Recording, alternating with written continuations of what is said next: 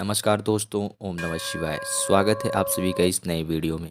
ओम नमः शिवाय, जय श्री शिवाय नमस्तुभ्यम, हर हर महादेव। आज है 27 नवंबर अर्थात रोहिणी बुधवार के दीपक का उपाय करने का बहुत ही छोटा-सा शुभ दिन और बहुत ही दुर्लभ दिन। आज के दिन एक बुधवारी दीपक हम सभी को आज रात अपने घर पे अवश्य रूप से लगाना चाहिए। यदि हम ऐसा करते हैं, तो हमारे घर परिवार में भी खुशियाँ आती हैं, सुख शांति आती है। हमारी जो पीढ़ियाँ हैं, उन्हें भी इस सुख शांति और समृद्धि का सौभाग्य देखने के लिए मिलता है। तो रोहिणी बुधवारी को ये छोटा-सा उपाय ज़रूर रूप से करेंगे। आज रात 27 नवंबर को संध्या की रात्रि के समय पे। तो कैसे करेंगे, किस क्रिया अनुसार करेंगे? संपूर्ण विधि, संपूर्ण जानकारी, संपूर्ण उपाय, बाकी अन्य उपाय भी हम सभी कुछ जानेंगे पूज्य गुरुदेव जी के आदेश अनुसार। तो चलिए जानते हैं और समझते हैं सभी उपायों के बारे में। लेकिन प्लीज़ उससे पहले वीडियो में आगे बढ़ने से पहले वीडियो को लाइक अवश्य रूप से करा करें, और यदि आप नए हैं या फिर हमारी बात पहली बार सुन रहे हैं तो चैनल को सब्सक्राइब ज़रूर रूप से करें, और कमेंट में हर हर महादेव, जय श्री गणेश अवश्य रूप से लिखिए, क्योंकि आज बुधवार का दिन है। तो अभी आप देख रहे हो स्क्रीन में दीपक। हम बात कर रहे हैं अपने पहले उपाय की, जो कि हमारे घर में सुख शांति समृद्धि के लिए यदि हमें क्या करना हो, तो हमें रोहिणी बुधवार के दिन अर्थात जो 27 नवंबर को पड़ रही है रात्रि अर्थात संध्या के समय में प्रदोष काल के बाद शाम के समय पे हम सभी को एक छोटा सा दीपक जरूर रूप से प्रज्वलित करना चाहिए। एक मिट्टी का दिया लेंगे, साफ सुथरा नया सा दिया लेंगे, ठीक है, जैसा कि भी आप स्क्रीन में देख रहे हो। और इस मिट्टी के दिए में हम तैयार करेंगे एक गोलबाती का दीपक। अब इसमें जो हम गोलबाती का दीपक तैयार करेंगे, यह गोलबाती का दीपक, ध्यान दीजिएगा कि आप सभी को क्या करना है कि तिली के तेल का, यानी कि काली जो तिल होती है ना, उसके तेल का दीपक आप सभी तैयार करेंगे। इस बात का विशेष रूप से आप ध्यान रखिएगा। ठीक है, क्या करेंगे, काले तिल का जो तेल होता है उसके दीपक का आप तैयार करेंगे। यदि तिल का तेल नहीं मिलता है तो आप घी ले लेंगे, लेकिन सरसों का तेल आप नहीं लेंगे। कोई अन्य तेल का आपको प्रयोग नहीं करना है।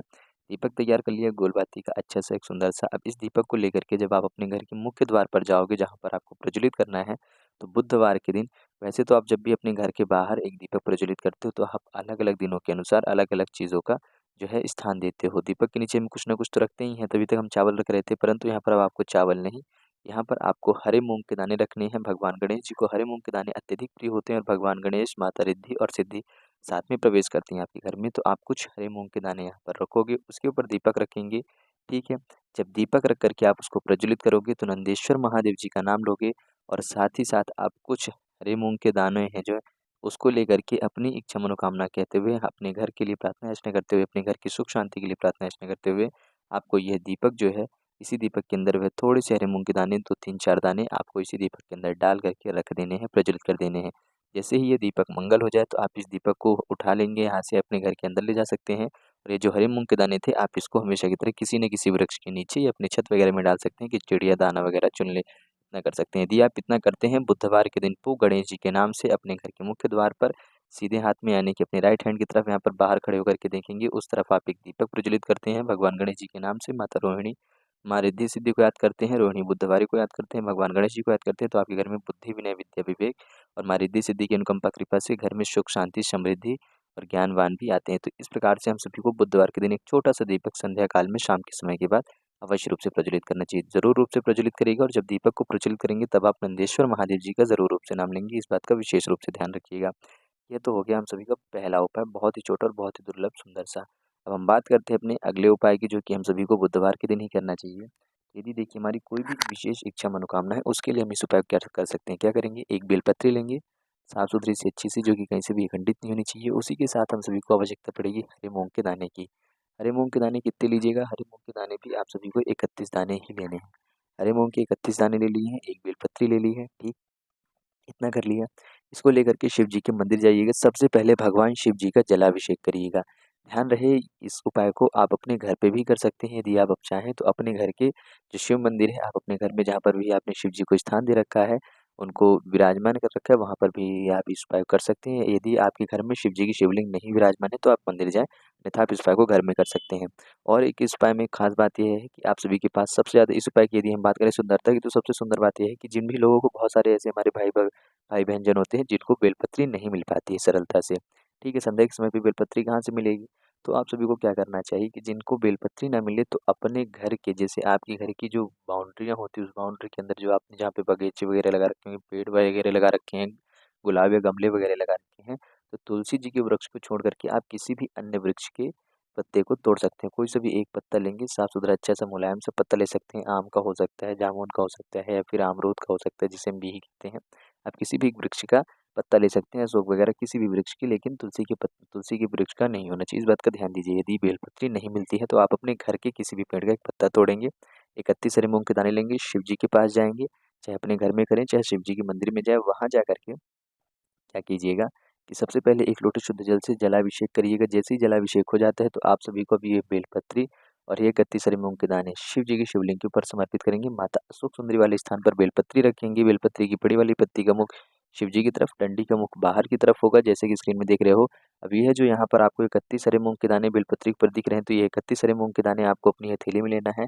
आप 31 बार भगवान महादेव जी का नाम लेंगे, श्री शिवाय नमस्तुभ्यम का जाप करेंगे, या फिर आप भगवान महादेव जी की आशुतोष नाम का जाप नाम कर लेंगे।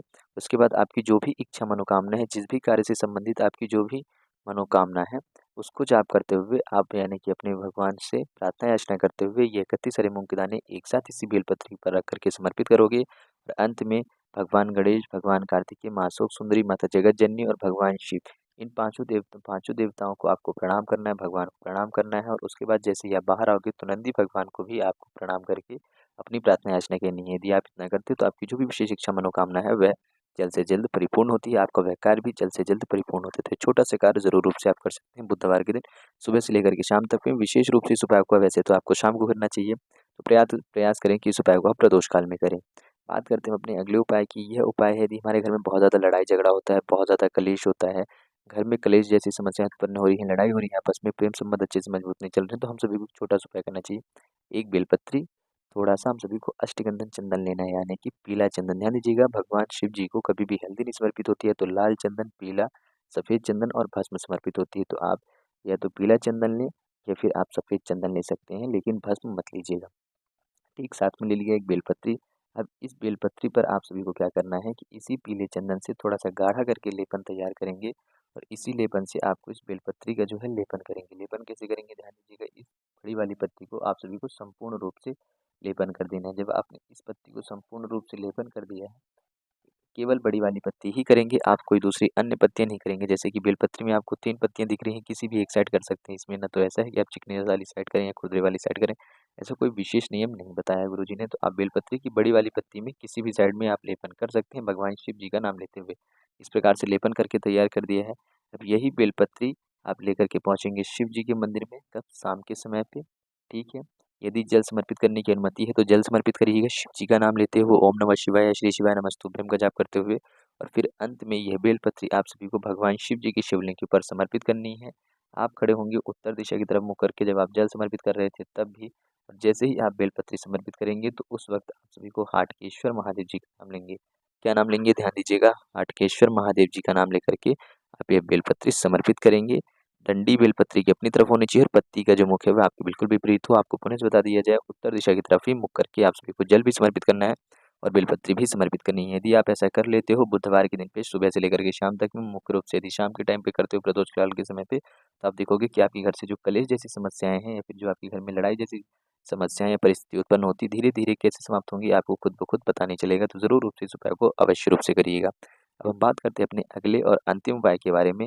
यह था हमारे घर में किसी न किसी व्यक्ति को कोई ना कोई रोग या बीमारी पीड़ा बनी रहती है, तो उसके लिए भी हम कर सकते हैं। क्या करेंगे, थोड़ा सा लाल चंदन और एक शमी पत्र लेंगे। यह उपाय भी हम सभी को शाम के समय पे, या तो बुधवार का दिन हो या शनिवार का दिन हो, तो इस उपाय को करिएगा।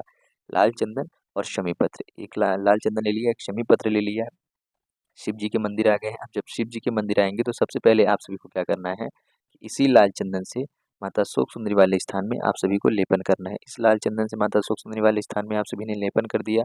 अब लेपन कर देने के बाद जो आप सभी के पास ये बेलपत्र, ये जो शमी पत्र है, इस शमी पत्र को माता अशोक सुंदरी वाले स्थान के अंतिम छोर पर यहाँ पर रख देना है। और जब आप यहाँ पर रखेंगे तो कुंदकेश्वर महादेव जी का नाम लेते हुए एक लोटे शुद्ध जल से आप सभी को भगवान शिव जी की शिवलिंग का अभिषेक कर देना है। आप देखेंगे कि यदि आप ऐसा करते हो तो जो बेरोगी व्यक्ति है, अर्थात यहाँ पर आपने लाल चंदन का लेपन कर दिया, ठीक है, उसके ऊपर शमी पत्र रख दिया है जो कि जलाधारी के एकदम अंतिम छोर पर रख रहे हो, और फिर इसके बाद आप एक लोटा शुद्ध जल लेकर के यह जल समर्पित कर रहे हो। उस व्यक्ति का नाम और गोत्र बोल करके, जो व्यक्ति पीड़ित है उसका नाम और गोत्र बोल करके यदि आप जल समर्पित करते हैं तो उस व्यक्ति के अंदर से धीरे धीरे रोग, जो बीमारी है, उसकी जो पीड़ा है वह कैसे धीरे धीरे समाप्त होती है और कब मिलती है, उस बीमारी में, उस रोग में, पीड़ा में उसको कैसे राहत मिलती है, तो उस व्यक्ति को धीरे धीरे स्वयं ही इस उपाय के आसार समझ में आना प्रारंभ हो जाएंगे। तो छोटा सा उपाय कर सकते हैं लाल चंदन और शमी पत्र वाला।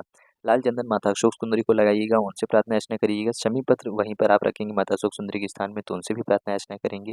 ठीक है, और साथ ही साथ शनिदेव से भी प्रार्थना अर्चना करिएगा जब आप शमी पत्र समर्पित करें। और जब शिव जी के ऊपर जल समर्पित करें तो सबसे पहले भगवान शिव और भैरव, उसके बाद शनिदेव और फिर माता अशोक सुंदरी को याद करके पुनः से उनसे प्रार्थना अर्चना करें। कुंदकेश्वर महादेव जी का नाम लेकर के जल समर्पित करने के बाद प्रार्थना अर्चना करनी है। तो इस प्रकार से आप सभी इस अपने उपाय को करते हैं तो रोग से भी आप राहत पा सकते हैं। जो बीमारी है, जो पीड़ा है आपके जीवन में, आपके शारीरिक रूप से, उससे भी आपको कहीं न कहीं राहत देखने के लिए मिलेगी। तो ये छोटे-छोटे से उपाय थे जो कि हम सभी को अभी 27 नवंबर की रोहिणी बुधवार को अवश्य रूप से करना चाहिए। तो कैसे करना था, किस क्रिया अनुसार करना था, संपूर्ण विधि और संपूर्ण जानकारी बहुत ही सरलतम और सहज तरीके से हम सभी ने गुरु जी के आदेशानुसार रोहिणी बुधवार के इस उपाय को बहुत ही सरल रूप से समझने का प्रयास किया है। तो उम्मीद करते हैं कि आप सभी को बुधवारी दीपक के छोटे से छोटे से उपाय अवश्य रूप से समझ में आएंगे। यदि वीडियो पसंद आया हो तो वीडियो को लाइक जरूर करिएगा और कमेंट में हर हर महादेव या जय श्री गणेश जरूर रूप से लिखें। और वीडियो हमारी पहली बार देख रहे थे या फिर आवाज हमारी पहली बार सुन रहे थे तो वीडियो को लाइक और चैनल को सब्सक्राइब जरूर रूप से करिएगा। जय श्री शिवाय नमस्तुभ्यम। हर हर महादेव। ओम नमः शिवाय।